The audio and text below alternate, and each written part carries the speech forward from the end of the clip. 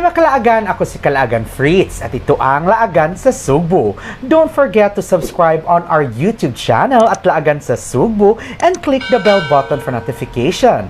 Like our official Facebook page at Laagan sa Sugbo. It's another pageant episode and another pageant king na naman ang machichikahan natin sa araw na to. Help me welcome Mr. International Philippines 2023 who will be representing Mandaue City. We have Mr. Jhaye Jordan. Hello, Michael. Hello. How are you? I'm great. Good. And how was the competition so far, if I may ask? The competition was super fun. I've met like the 43 candidates that was there. There's actually 55 candidates, so I'm really looking forward to meeting them soon. We had photo shoots, we had a swimwear, we had interviews there in Manila, and so far it's really great because I really can feel the sense of community and brotherhood of the MIP organization. Ngayon, you will be experiencing the boiling question. Alright. But the question is, are you ready? Let's go. Good. Now, there are boiling questions here. I want you to pick one first and give it to me. Go ahead. Sure. Here. Okay. I'm sorry. It's okay. All right. Okay. Your first boiling question is, what is one big mistake that you made in your life and what did you do to make it right? Alright.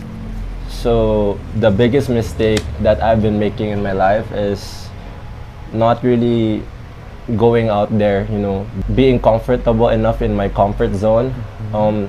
And the past months, I have really been going out of my comfort zone, and this is something that personally I wish I have done sooner, because when you go out of your comfort zone, you can really see growth. And even if in pageants like this, even if you don't win, regardless, there's this certain amount of growth that comes with it, and that's what I'm really looking forward for.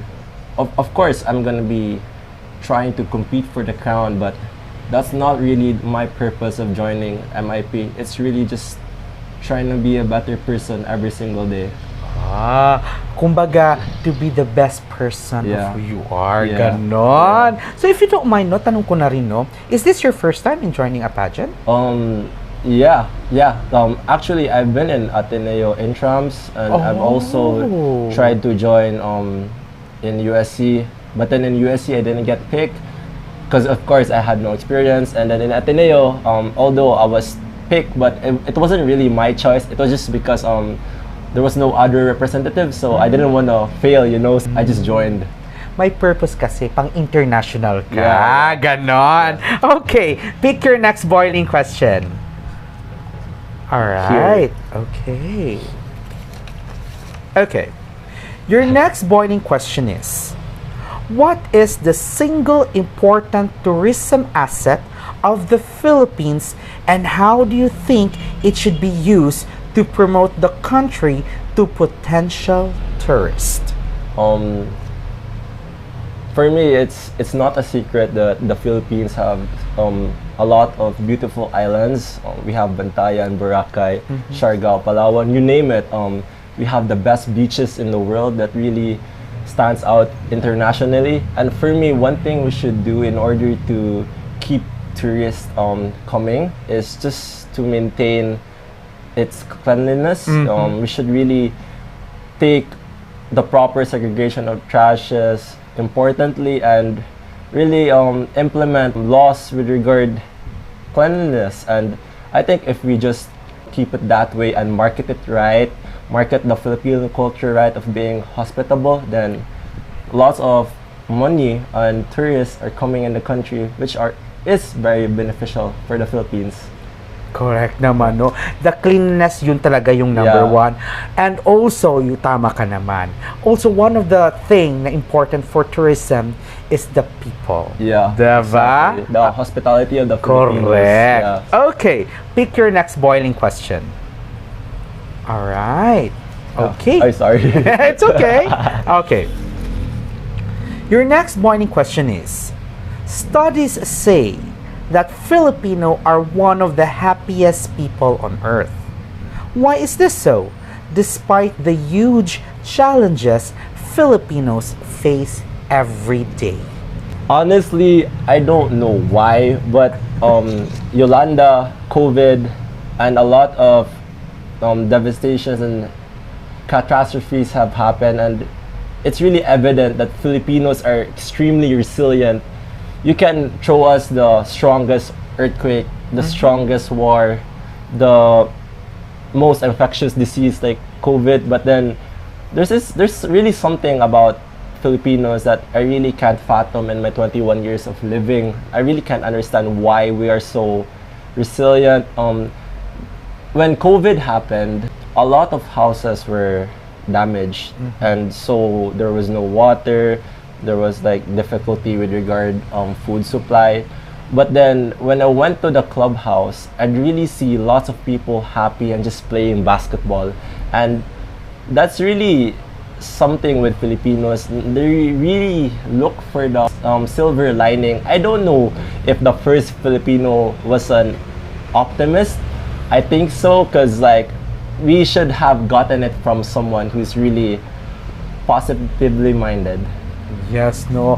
Tama talaga na yung mga Filipino resilient.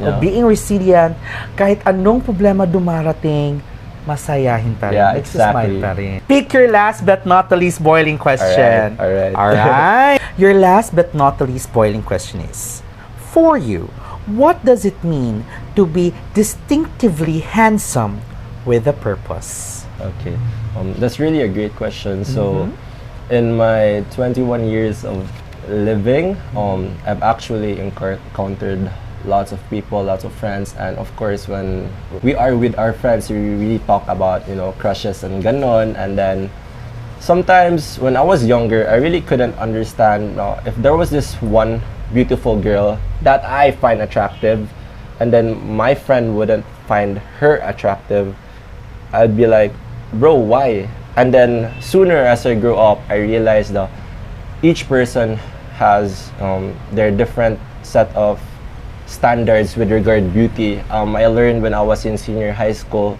from my teacher, Bea Sagun. Shout out to Miss Bea Sagun. She told me that, you know, beauty is really in the eyes of the beholder. And with regard being distinctively handsome, it's the same. Beauty is really in the eyes of the beholder. You know, some can be moreno, some can be chinito, some can be mestizo.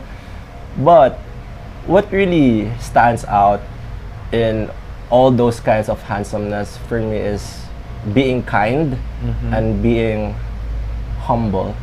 You can be the most attractive person, you can be the most guapo chinito, you can be the most handsome moreno, handsome mestizo, but if you're not humble, if you're not kind, I don't think that has a purpose or impact to a lot of people.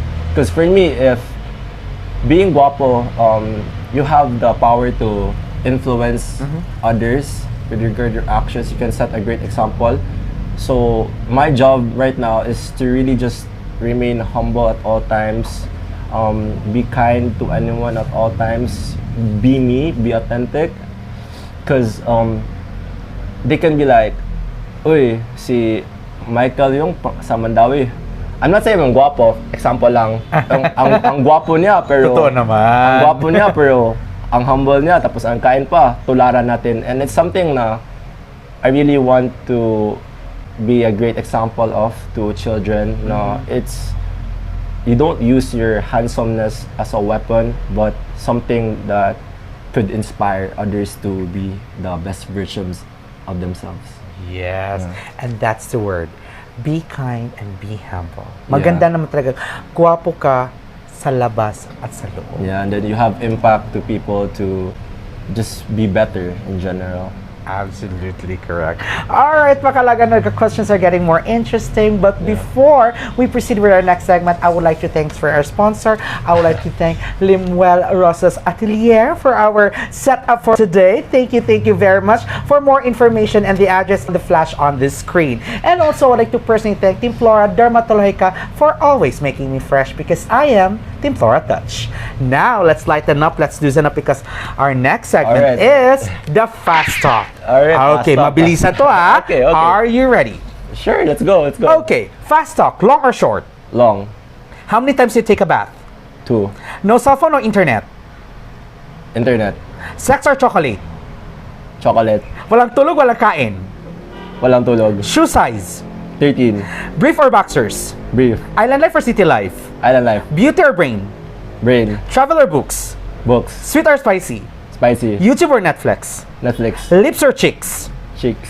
Hashtag ng buhay mo. Hashtag MJ Mandawihanon. Yes, hashtag MJ Mandawehan. Yeah, hashtag MJ Pero natagalan siya dun sa isang part, ha? Alright, can you please invite our Lagan sa Cebu viewers where we can follow you, your social media platform, and how we can support you for the upcoming Mr. International Philippines 2023. Go ahead. Hi guys, so as you all know, I'm Michael Jhaye, Selma Jordan, a representative of Mandaue City, representing in Mr. International Philippines.